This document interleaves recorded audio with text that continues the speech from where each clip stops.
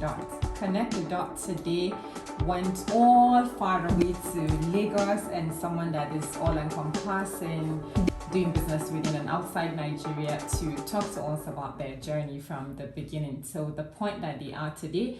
It is no one but the CEO of Global Investment and Trade Company Limited, to GITC. Remember, it's in Gausa, and we're trying to make sure that all our audiences get to understand our point of view, because we're bringing much more people from northern parts of Nigeria.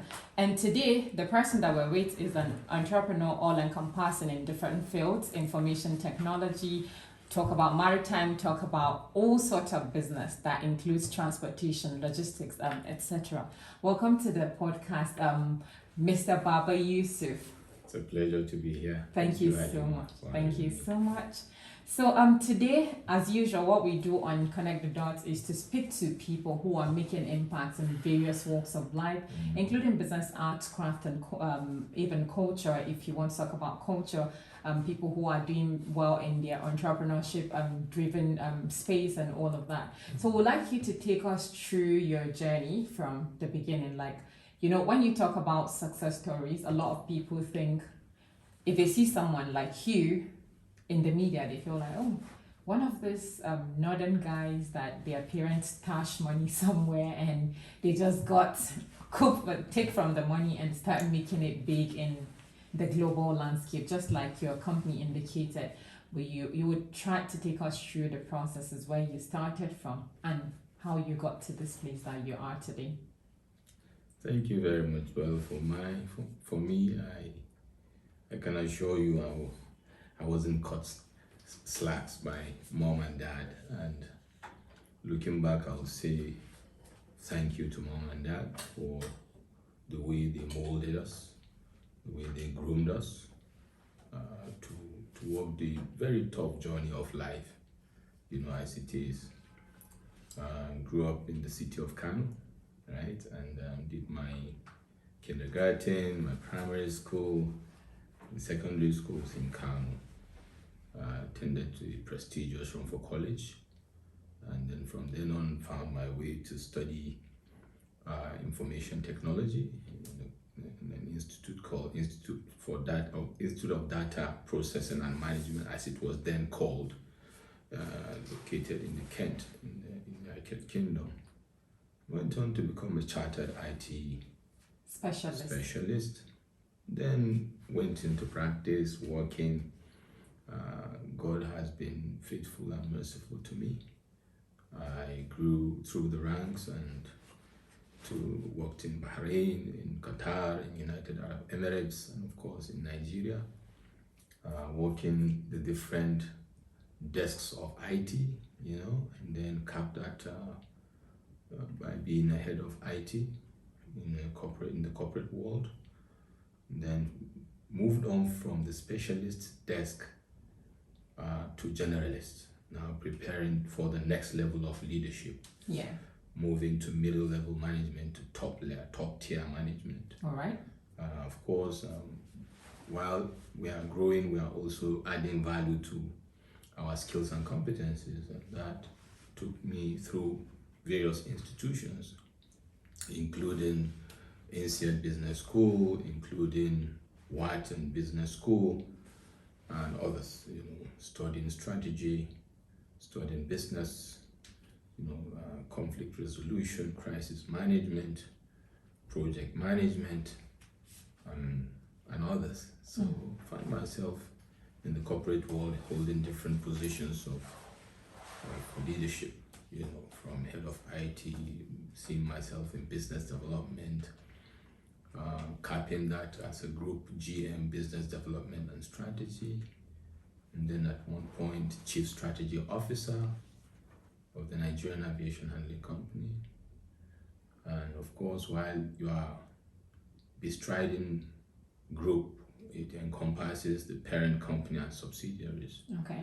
Oversight, you know. And then by and large, fast forward, I capped my career in the corporate world as MD CEO of the Nigerian Aviation Handling Company, Free Trade Zone.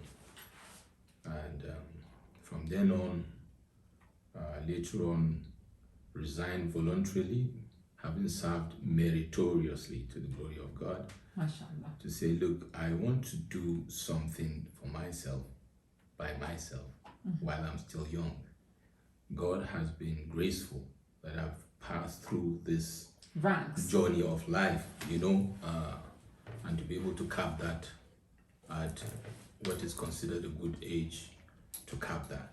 But I've always, had this vision of not wanting to retire while working, and then start thinking, scratching my head, what do I want to do now?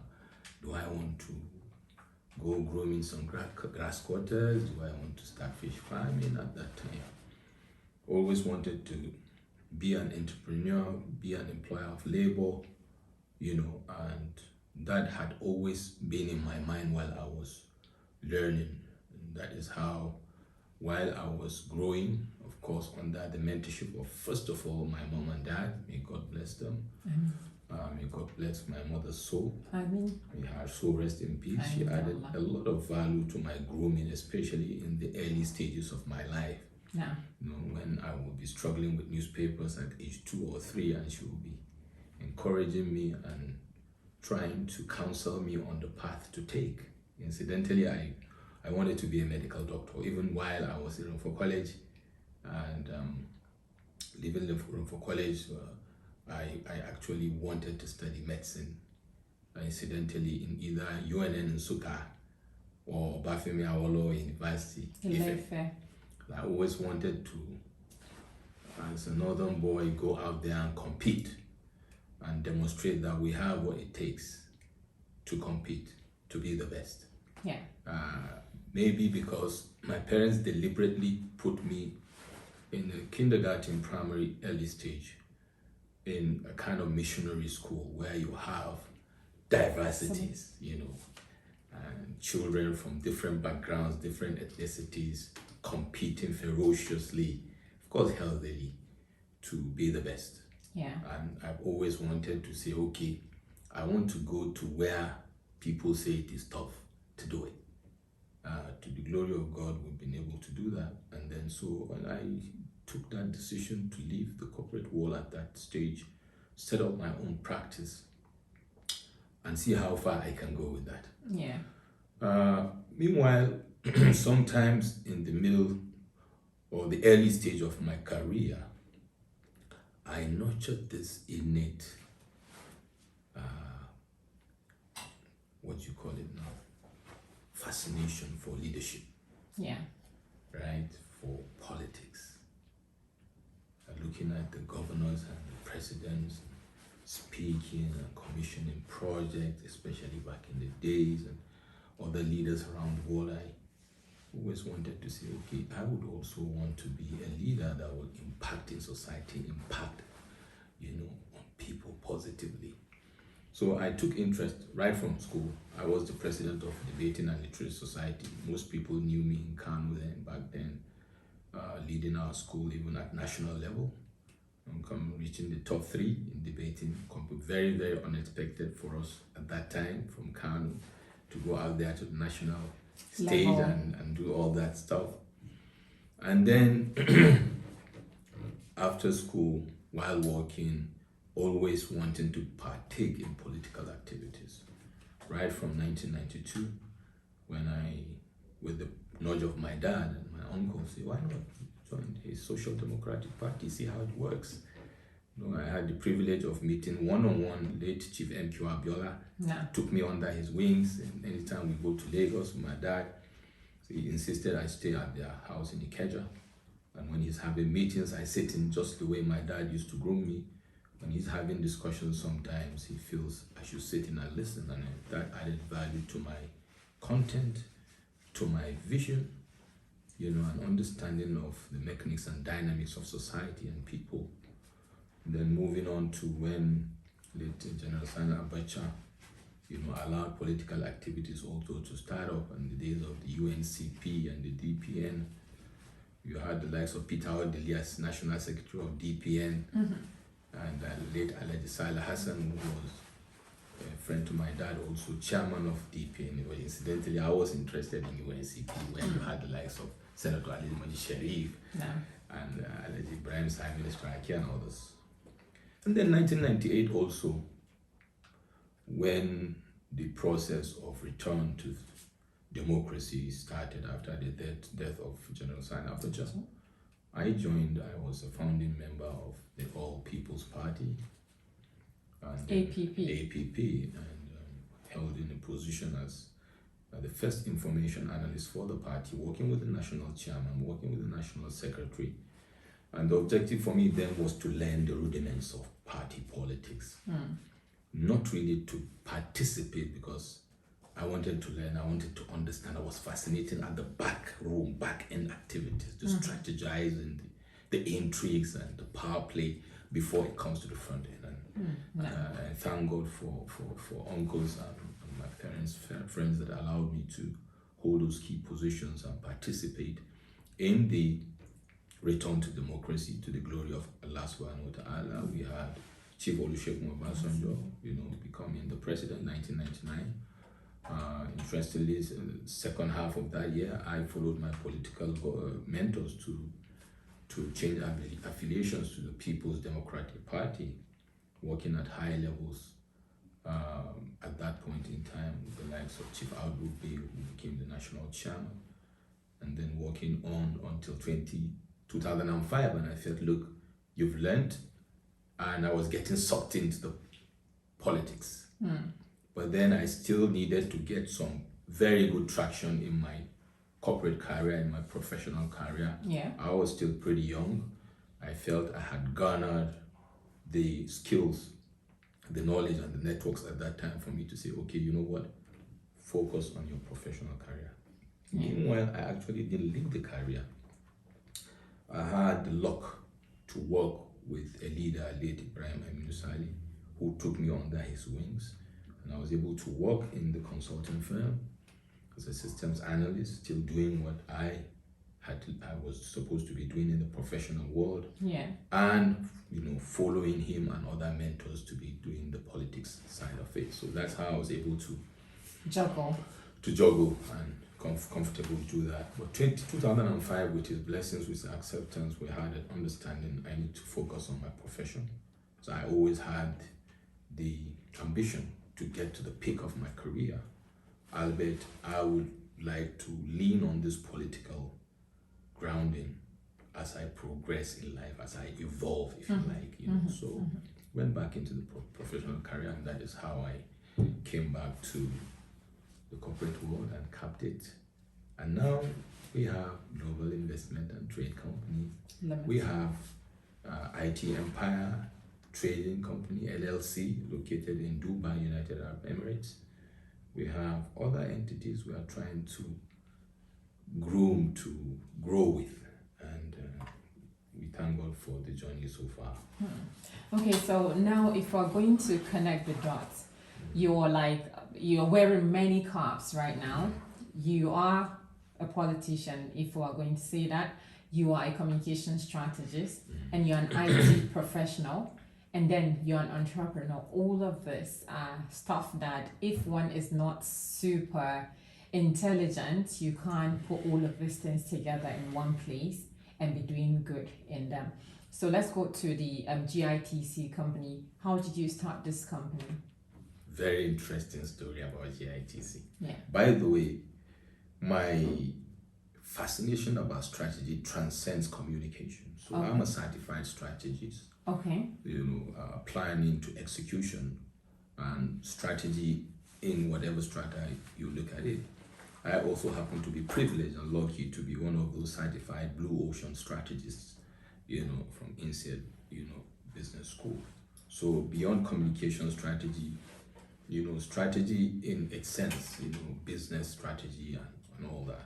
Oh, wow. Now, Global Investment and Trade Company is a very interesting project. It just popped up under my head. My mom passed away 30th September 2018. Yeah, love, bless that soul. And right about then I had started struggling with this decision to say, do you want to cut out now, or do you want to continue? What do you want to do? I was at that point. I am one of those people that always likes doing self-appraisals. from time to time to say, how far have I come? Am I doing well? Are there improvements that should be done? So at that point, it was a crossroad. And months after my mom passed away, it was clear to me that I really needed to take that decision. Based on what was happening to me, even in the corporate world at that time. And I felt, you know what? You need to apply all that you've garnered across the economic sectors, aviation, logistics, supply chain, IT, you name them, including telco and all that, and see how we can see agriculture too. Absolutely, agriculture, oil and gas, and all special economic zones. Special economic zone. That's one of one of my loves. Specialty. Yes, I love special economic zones because they are veritable platforms for economic development. So between December 2018 during that break, the end of year break was when I decided I was really sure I wanted to set up GITC. And then what GITC is supposed to be doing. And by January, I decided it was time to set up GITC. So I decided to resign. I gave the normal notice in line with my contract as CEO. And immediately, it was like a week or so before my departure, my handovers, boom, I registered GITC. And I looked at what can we do to add value to the existing value chain of services and products vis-a-vis our capacities and competencies and those of my partners, my friends, my buddies, that really feel we should work together, with whom we share the same vision. People like Dr. Charles Ngbe, who was the director of PricewaterhouseCoopers. And we said, yeah, let's do this. And we started to say we will be doing a lot of advisory services on strategy, on what I call value chain optimization. There's a lot of lack of optimization of whatever we do, and that is why there's no sustainability in our businesses, in whatever we do, especially in this part of the world, in Nigeria. Nigeria has the gift of people with vision, people with drive, people with determination, right? Capacities. We are go-getters as people, male and female. But the state power is the issue. The capacity to stay on top of your game and have what we call the state power to optimize, if you like, the business or the practice, whatever it is, to be able to be sustainable. Because sustainability is key. We want to see more institutions, more organizations or outfits, evolving to become institutions that are bequeathed to families, to children and to grandchildren. And to be honest, in fairness, you have more of that in southern Nigeria. I see a lot of it in Lagos and in some part of Southeast. Okay. Albeit could be better. So we decided to be coming to add value to that, to support organizations to be sustainable by optimizing their value chains, by looking at their strategies, organizational development and all that, across the economic sectors. Okay. So this is one of the things. Another thing we do is we provide intermediation services for international trade, provide support intermediation for funding for projects, public or private, acting as access or platforms for funds, from around the world, Middle East and some part of Europe, to support projects that are worth the while of both parties. Viable. Like. Yeah. Okay. Transitioning from corporate world into your own business, I would say, is something that requires a lot of thinking. And I know because we are much more about mental health, resilience, and building competence on this podcast, it must be a really tough decision for you to leave your corporate job that is more like a viable one because of the position. It's not just any position. The CEO, I suppose, or the director. I don't know what the position entails exactly. What gave you the courage to even make that decision of leaving a job that is paying you too well? And then I'm sure that there might be like key pointers that made you feel like, no, I need to branch out. I need to do my stuff. I need to keep to my principles and ethics to not go into something that I know maybe religious wise, it contravenes the teachings of the religion and all of that.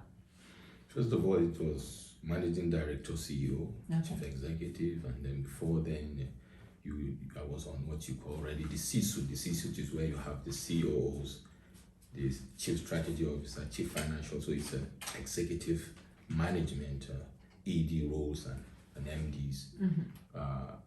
That's what it is. And interestingly, sorry, I forgot to add that the likes of IT Empire General Trading LLC, now to answer the question pointed, Yeah. I will backtrack to loop in. Yeah. GITC happens to be the youngest of the entities I set up. Okay. As far back as 2000, I set up a company called 2001, yeah? That's 21 years ago. Yeah. I set up a company called IT Empire Limited, okay? So IT Empire Limited, IT Empire General Trading LLC, UAE are older than GITC. Oh, why? Okay, this is it. Right from childhood, I mean, when I became conscious of who I was and mature, let's say in the secondary school, Yeah. in Kano, I had friends who will finish from school, they go to the market, right, Why? to support their parents, Oh, wow. you know, in the shops, businesses and all that. And I was always fascinated about independence, about self-sustenance. And so I always tried to pry and ask. I like the trade, I like the business in either the Savangara market or the Canton Quarry, you know. And I'll visit my friends maybe over the weekend to help them sit in with their parents and watch how they sell, how they market, how they compete, how they grow, you know. And my friends whose father opened the biscuit company, Bagoda Biscuit, and then you have late Simon Marshall who had the biscuit and the macaroni outfits. And I kept on watching how people, industrialists and entrepreneurs, were just growing and employing labor. And the famous Dakata axis of Kano was, you know, a community, an industrial community, employing labor, producing things. And I wanted to be like that. So even while I was in school in the UK, I always wanted to carry something along to When sell. you're going. Yes, to sell, you know, to folks and make some coins, if you like. But especially when I started working with a company called Applied Data Research Group, my boss then was Alhaji Mustafa Mohammed, great fellow, and I told him I want to be doing something while I'm working. So I was working in Kaduna. Yeah. My house was in Shehu Crescent, for those people that know Kaduna. Okay. And then after work, especially during the weekends, I would drive down to places like Kobacha, like Kagarku, you know, people that know Kaduna, places like Wai, and go get ginger, go get sesame seed, pepper from the areas of Makarfi and all that. And we're speculating on commodities. We'll buy, you know, keep and sell and all that. So it helped a great deal, beans and all that. And then sometimes go as far as, interestingly, a friend of mine that is from Chibok, Madam, convinced me to be going during the weekends, all the way to Chibok. And after Chibok, yes, the Chibok that Boko Haram has sacked now. Wow. Right? After Chibok, there's a place called Mbalala, where they have beautiful beans and high quality skins and hides. It's a massive market, you know, feeding the areas of Minchikamubi in Adamawa and parts of Borno State and even Chad. Big market. So we'll go there, we'll buy, and then my products will be brought to Dawano market to sell. While I drive down to Kaduna to resume work. I was the project manager for the New Nigerian Newspapers computerization project when Professor Abdurrashid, you know, was the MD CEO. So it was interesting combining what you call the side businesses, understanding, of course, you know how it is. I was losing sometimes, I was gaining sometimes. So those are all part of the growth process, the maturity process. So I could be able to lose and still have the opportunity from my salaries to plug in those losses, but I can tell you, the losses were never funny. So 2001, I set up that organization and said, let me have a formal business and move on. So IT Empire actually is older with IT Empire General Trading LLC. Why I decided to leave was, first of all, I believe it's God's calling. It was timing, and I was always praying for God to guide my steps and directions. But it also at a time when I felt there was a kind of misalignment from the top and myself. And the simple, fair way to put it is, if you don't own a business, there's a limit to which you can impact on the business, especially when there's a mismatch of visions, or there's a mismatch of how things should be. So that told me it was time for me to go. You cannot sit and work at cross purposes.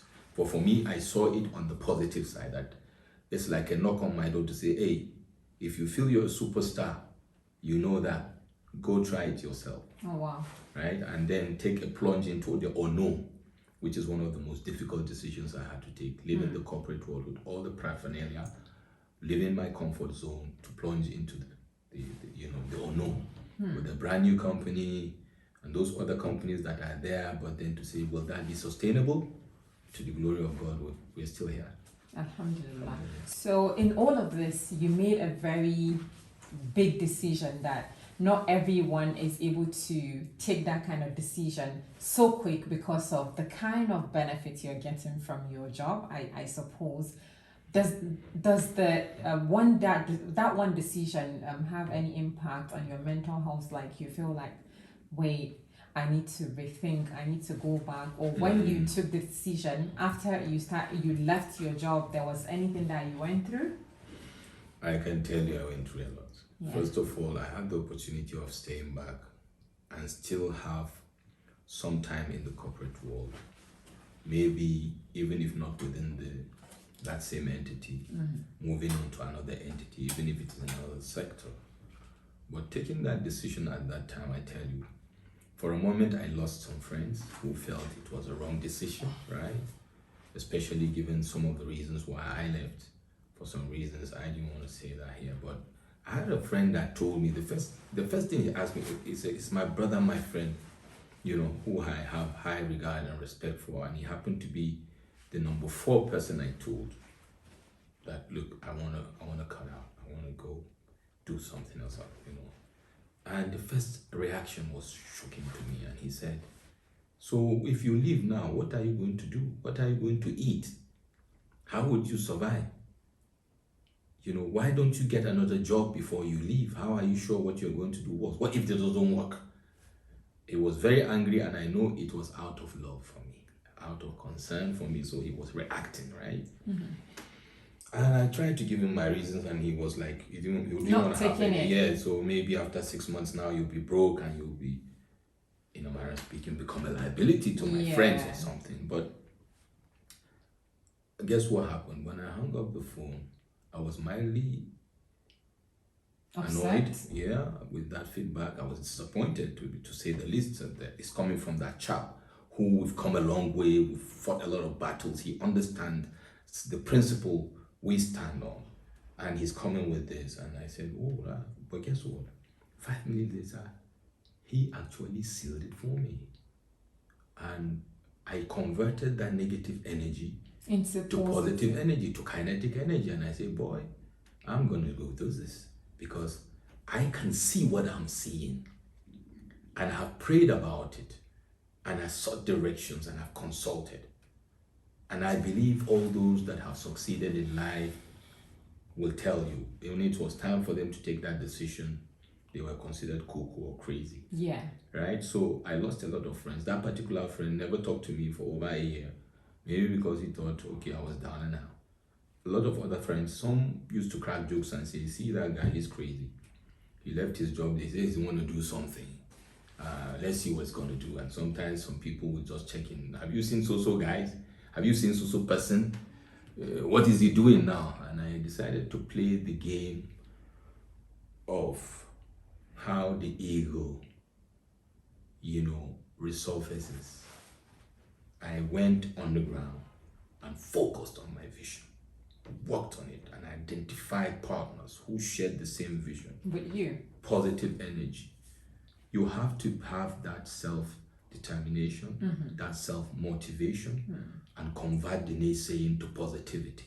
Not because you want to prove anything to people, because that's the way to hit, the right button. I remember one of those low times, in my life before I became CEO. You have ups and downs, right? There's a text message I still keep that my mom sent to me. One morning I woke up and I looked at it, and she sent me a message early in the morning, I believe after salad. And it says, "My son, diamond is the most precious stone in the world." My mom said, "Everybody loves it and it's precious. But people hardly remember the rigorous process the diamond goes through. The evolution process, the exploration process, and then the cleaning and the cutting process for you to have that diamond. The pains, the blood, the tears that goes through the process of having that priceless diamond. My son, you are more priceless than a diamond." Mashallah. That's Stay really strong, a boost. stay focused. We are praying for you, and I see you prospering. Don't despair, she said. And God bless her soul. So, it was tough, mentally, psychologically, and of course, financially. I was broke. I can tell you. I understand. I was broke, right? But I thank God for the support of friends, those few friends that believed in what I was doing, who believe in supporting people for who they are, not for what they have or where they stand. For indeed, the values should endure, right? And we thank God. After a while, I came around. I luckily enough, my upbringing and my religion also helped me. I was brought up to be humble, to be modest in life, and not to take things too seriously, especially those, what you call, material things. Yeah. Right? I love good things.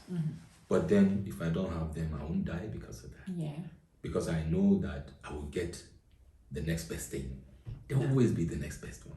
Definitely. What is important is do your best and then leave the rest. Yes. Okay, so quickly, and that's on the last note, for over 2 decades, you've been an accomplished business executive in different fields, and which includes agriculture, aviation, solid minerals, oil and gas, and a lot more stuff that you do. Would you say in this over 2 decades that you were able to accomplish all the things you set for yourself, including career-wise and your business, including GITC right now?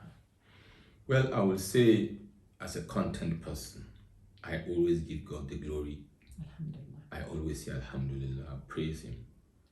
Because I tell you real quickly, when I was Group GM, I went to a hotel in Kano to check up someone because I went visiting my folks.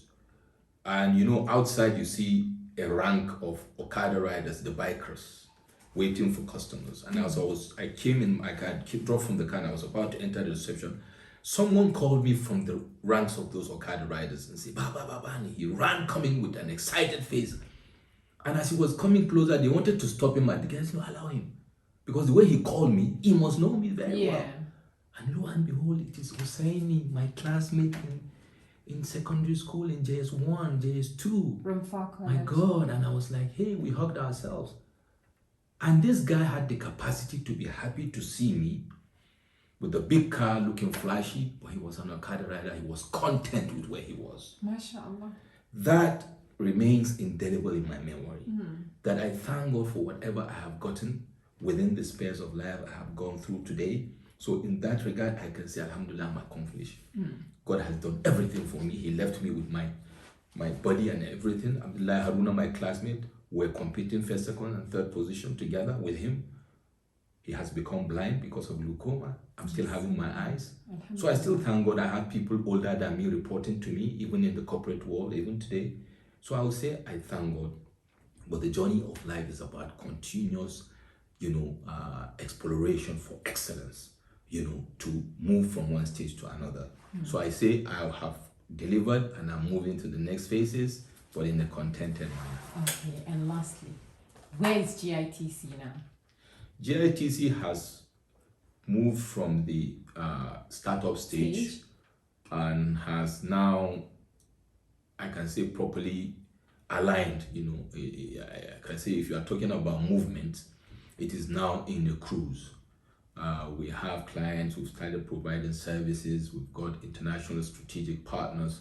We are doing things in Nigeria. We are doing things in Ghana. We are doing things in Gambia. My partner, Dr. Charles Mbe, we are doing a lot of stuff. Not too much big stuff, but those stuff that matter. I think we are good. The trajectory is good. We don't want to move too fast, so we don't stumble. We are managing the momentum. And of course, with the other entities like IT Empire, LLC, UAE, which is basically an export of agri products, I think we are good. MashaAllah. Many thanks for joining us on the podcast this week. We would like to bring you back to tell us more details in all of these fields that you're excelling, which is something that should serve as like a lesson to a lot of young people who think making money comes easy or being successful in life comes easy. Many thanks for joining us. I appreciate Halima. Thank you. Anytime. On this note, we call it a wrap on Connect the Dots this week with Baba Yusuf, an entrepreneur, IT specialist, and a lot more that we need to explore later in more episodes to come. Many thanks for joining and enjoy the rest of the week.